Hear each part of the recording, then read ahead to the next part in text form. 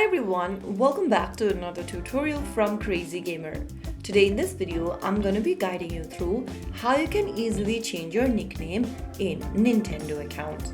To change your nickname in Nintendo, first of all open a web browser of your preference and type in nintendo.com and search. Make sure that you select your region and then make sure that you are also logged into your account. After you are logged into your home page of Nintendo, go to the top right corner and click on your current nickname, and from the options displayed on the next page, go ahead and click on Nintendo Account Overview. You'll then come across this page where you need to click on Account Settings under your name at the top.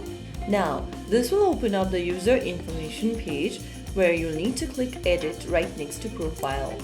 Go to Nickname and go ahead and enter a new nickname you want to change to for your account. After typing down a new nickname, scroll down and click Save Settings, and you have successfully changed your nickname in Nintendo account. So there you have it. That is how you can easily do it.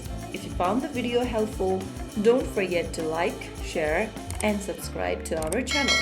I will be back again in the next episode. Thank you for watching.